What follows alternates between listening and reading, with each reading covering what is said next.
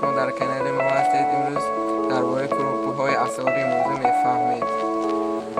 1000 روبل روسی 177 سومانی تاجیک می باشد.